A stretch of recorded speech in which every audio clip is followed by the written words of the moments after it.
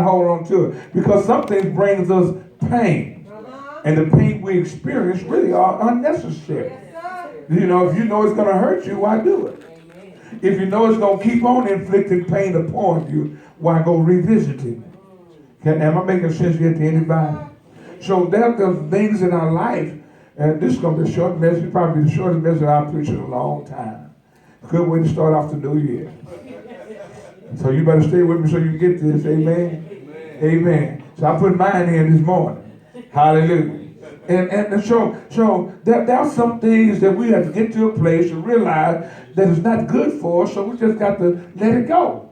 How many know that some things we're attached to is hard to get rid of? It's hard to get rid of Lionel's blanket, but it's hard. Some things you got to get rid of. You can't keep holding on to stuff. Am I telling the truth yet? Snoopy look bad without his house. Come on, there's some things you got to let go, right? You know, when the kid gets to a certain age, you got to take the bottle away from them. Sometimes they don't want to let the bottle go. They be chewing on it, tearing up the nipples and everything. But they don't want to turn that bottle loose. They hold on to it. Am I telling the truth yet? They hold on to their blanket. They carry their security blanket around because they're used to holding on to it. Some of us the same way. There are people we've grown up with. They've been our friends all our lives. But guess what? Those friends might not be good for you. Especially if they're not going where you're trying to go. Let me say that again. You're trying to live for God. There are some people you can't keep in your circle. Because the closer you get to God, the more they pull you back.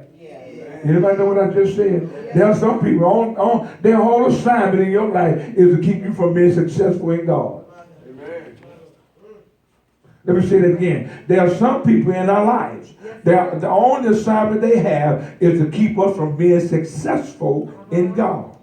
And you make up your mind, I'm going to be successful when it comes to the kingdom of God. But there are some people who are in your life, and the only reason why they're there is so they can keep you from making the finish line. Yes, sir. And you got to make up your mind, I'm going to cross this finish line if that means I have to let some people go. Amen. I looked at one of my daughters, how they were struggling trying to get through school. And there was some time it was real hard. And then some folks might be going out and party, but they couldn't go party. Because they're trying to hit them books and trying to get through with their classes. Come on. Now the exams coming. Y'all can't do what everybody else do. Everybody know what I just say? You can't hang with everybody else when you're trying to be successful. Failures fall down every day. Successful people keep going. I say people who fail fall every day, but people who are successful keep going. Failures fall and stay. Successful people trip and keep on walking. Amen. I might stumble, but I ain't quitting. Because you know why? Because quitting is not an option. And where I've been, I don't know what that looked like. How many times you got to keep going over the same old thing over and over again before you realize what you're going through? How many times you got to cry before you realize that hurt? Am I talking to anybody yet? Yes, and so when I looked at the text, the Bible says, I said it's going to be a short message. Here we go. When I looked at the text, I said Saul was called and anointed by God. God anointed Saul to be king. He anointed him to be the representation of God in the earth. Now let me prove it to you. Because the Bible says up until this time, Israel didn't have a king. God was their king. God was their representative. God was their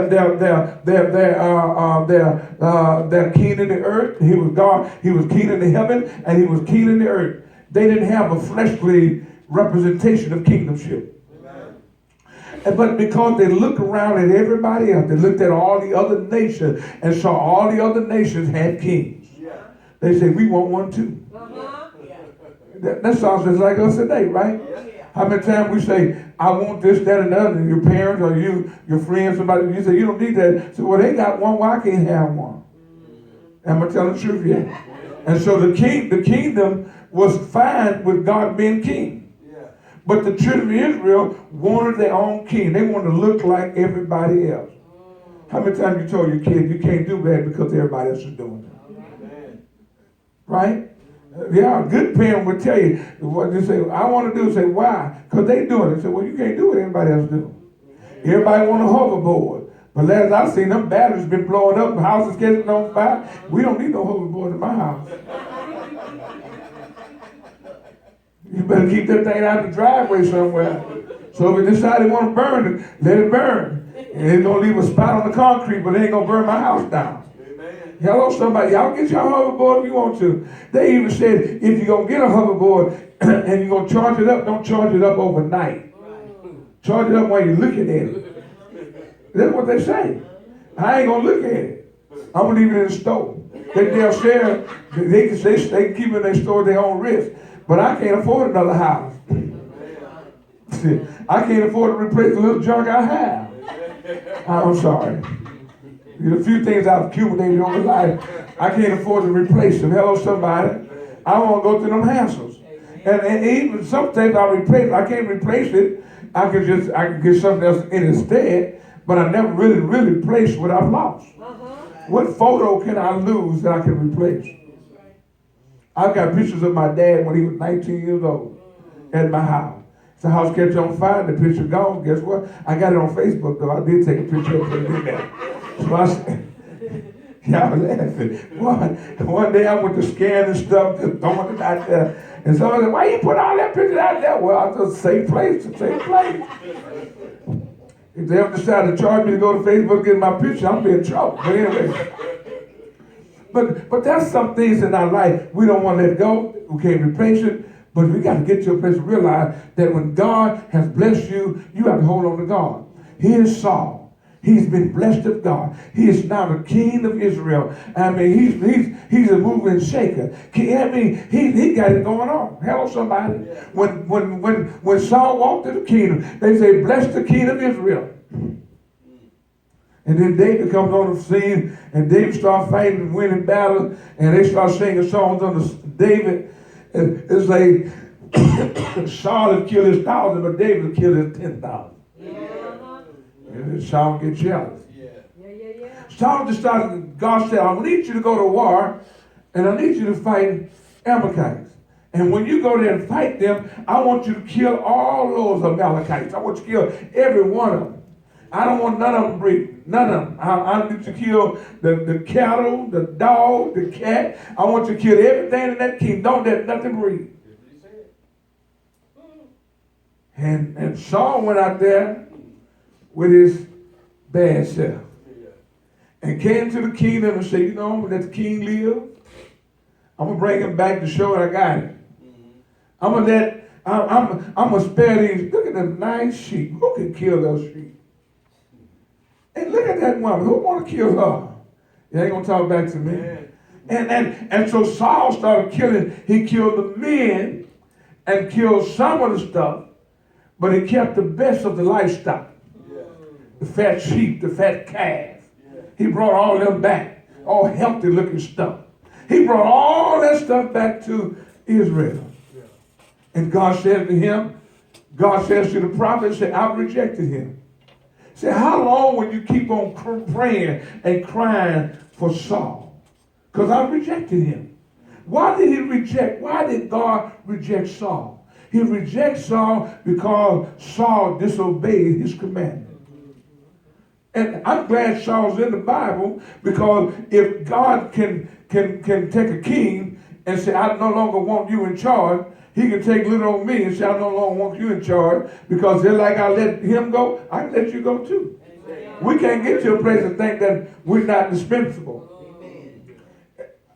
Y'all still with me? Amen. If he can let the king go, why can't he get to let, the little peasant in the kingdom go? If he can let somebody else fail, why can't he let you fail?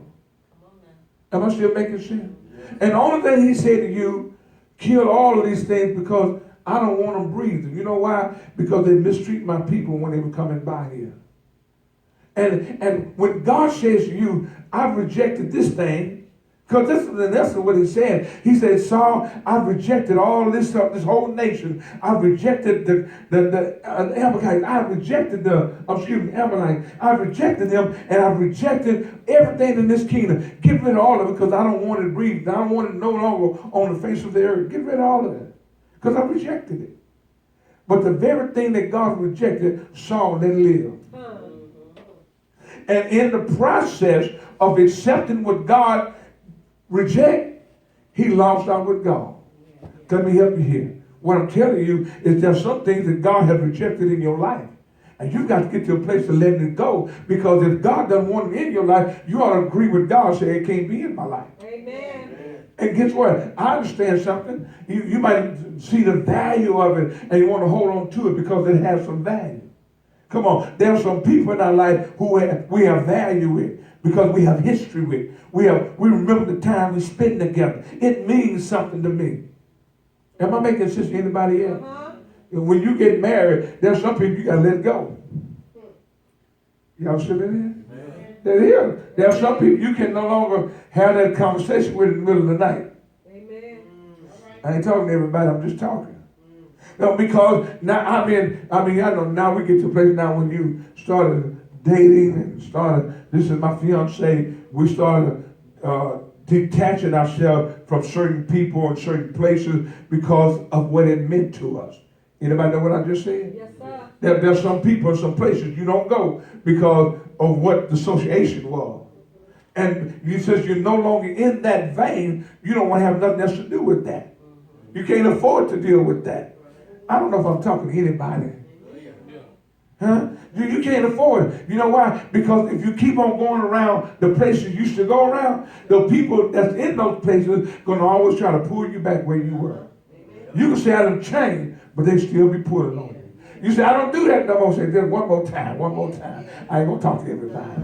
Then you say, you know what? I just came by to say how y'all were doing. I said, well, I'm so glad to see you. Come on, one more time. And you might meant well. And there's nothing about what you thought that's going to put you back in the situation you just came out of. But it's the people who you're going to hang out with that's going to keep on pulling you down. Am I making sense yet?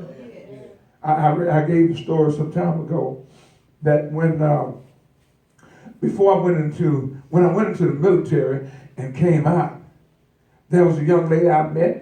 And she and I used to run the streets together. We had a wonderful time. We'd never been physical. I'm just saying it like that for y'all sake. But we were real tight. We did everything. In fact, I tried to get her to be my lady. She said, no, we don't want to miss a good relationship. And I didn't understand it then, but now I got it. Hold on.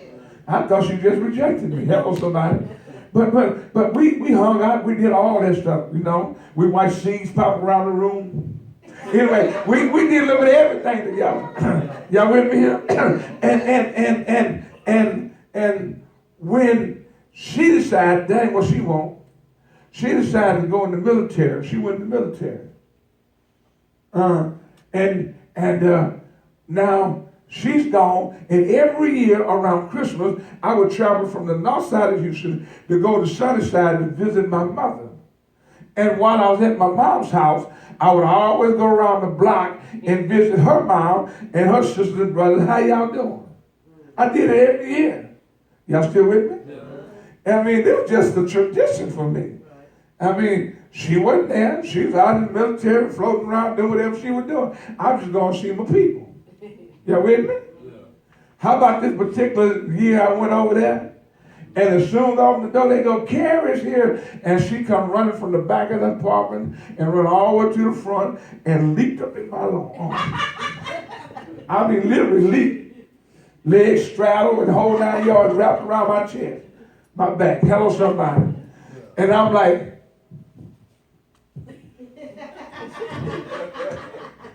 I mean, literally peeled her out for me. I'm like, oh, no. Oh, no. If my lifestyle hadn't changed, I'd say, oh, yeah. But my lifestyle had changed. Are y'all with me? And so I'm like, girl, I'm married, I'm preaching now, and I don't, you know. Guess what? That was the last time I went over there for Christmas. Y'all with me? So there are some places we got to let go. If God has rejected in your life, you got to agree with God and reject it and let go of the rejected things. Some people who are real nice to you, have been kind to you over the years. you know, there are sometimes there's undercurrents. Everybody looking at the surface, but you know, Amen. I ain't gonna help nobody here. You know that beneath the surface there's something that's occurring that's going on. Nobody else might be aware of it, but you and them. Amen. And just because it exists, you can't afford to hang out with it. Look at somebody and say, some things we just gotta let go. Some things we just gotta let And I'm gonna help you here. Let the rejected things go. If you've already come to a place that I've outgrown that, I don't need that anymore, then let it go. Amen. It can't get so enticing that it calls you back. Guess what? It's going to call you. But you ain't got the answer. Well, I feel like closing right there. Hallelujah. Some things going to call you. Am I telling the truth? But you don't have to answer every call. We got call waiting now. When they call, you look at the phone and say, because you know what that means, right?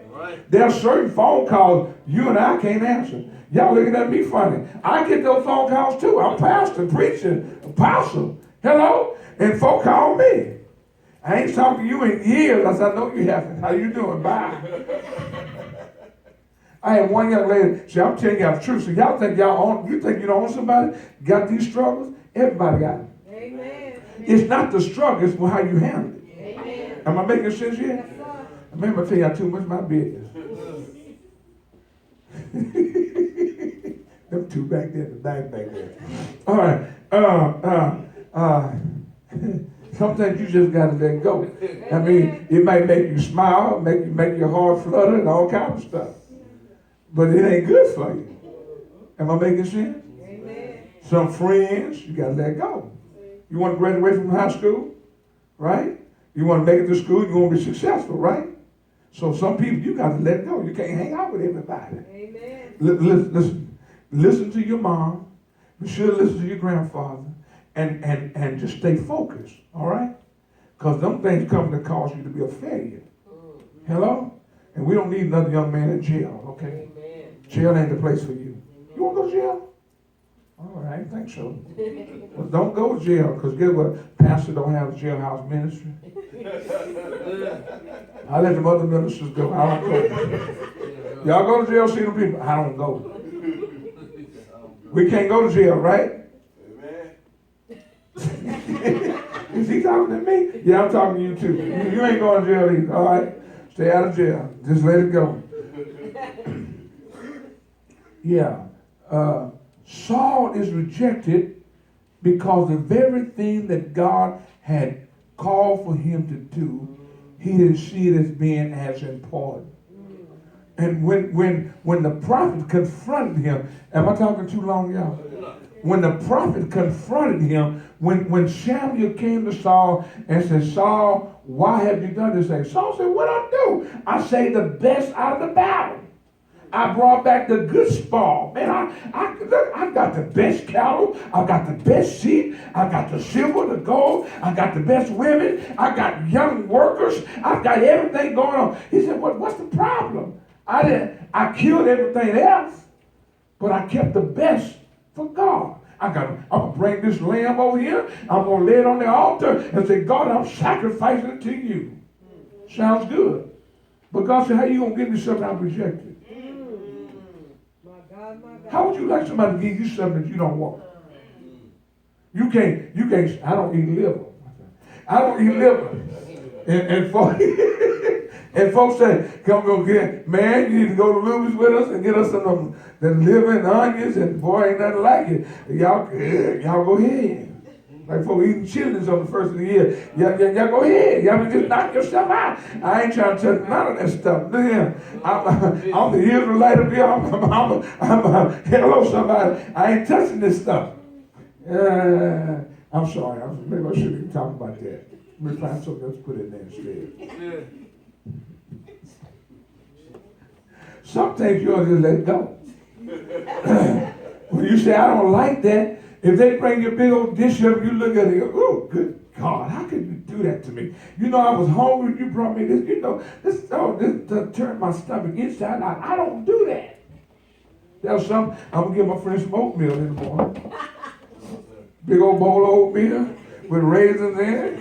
Throw little nuts on top of it. Yeah. Some people can't stand this stuff, you know?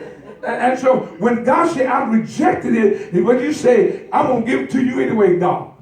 God said, I rejected ungodly lifestyle. You said, I'm going to give it to you anyhow, God. God said, I rejected unholy things. He said, but I'm going to give it to you anyway, God. How you going to give God an unholy life? Give God an ungodly lifestyle and say, I'm a Christian, I'm serving God anyhow? No, you're a joker. You ought to be laughing at yourself. Hallelujah. When God said I rejected it, you ought to say, God, I reject it too. Amen. You know what? Because I'm in agreement with you. It might hurt to let it go, but I'm in agreement with you. It might cause me pain to let it go, but I'm in agreement with you. Let me tell you something. If anything caused you pain now because you rejected it, because God rejected it, God will make you all right later on. Amen. Trying to hold on to something. God said, let it go. Said, but God, it means so much to me. It's been with me a long time. I can't live without him. I can't make it without her. Lord, I need them drugs. I need my, God said, let it go. But God, he said, all right, well, you hold it and I'll shake you later. Now, which one do you want? You want the thing that God has rejected, or you want God? Hallelujah. Oh, bless him. Have I made sense to anybody? Because I don't think I need to talk much longer. You need to make up your mind. Whatever God has rejected, I'm going to reject it too. Reject it. Let it go. Say, God, it hurt. God, give me strength. I've got pain. God, soothe my pain. Take away my hurt. Guess what? Take away my desire for this thing that you've rejected. Am I helping anybody? Ask God to help you. We talk to our friends about everything. If God was your friend, you ought to talk to him about everything. I'm a friend of God. Talk to him. Say, God, I can't, this thing, it's got me. It's got a hook in my heart, and I can't let it go. God got pliers. He can pull the hook out. Yeah. He can cut the hook. Am I talking good? You ought to say, God, cut the hook for me so I can be free from this thing. Because everything God rejected, I want to reject. I'm going to tell you one more time. Walk away. Leave the rejected thing. Get away from it. Let those things move away from the rejected thing. Move on. Move from the rejected thing. Move on away from it. Reject it, let it go. Don't go back and get it again. They rejected Jesus on the cross. They hung. The world didn't want Jesus, so they rejected him. But because the world didn't want him, he was rejected in the world, but accepted by some of us.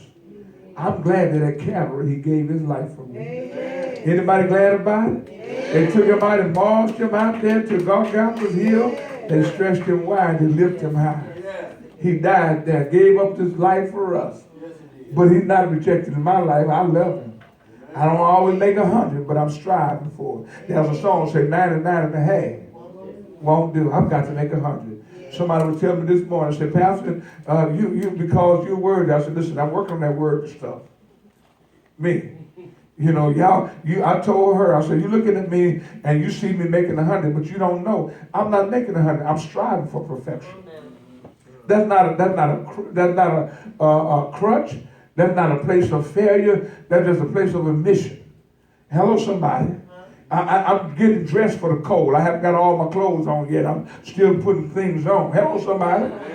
Hello. I mean, some people can go to Walmart with their pajamas on, but I wouldn't come out with my pajamas on this morning.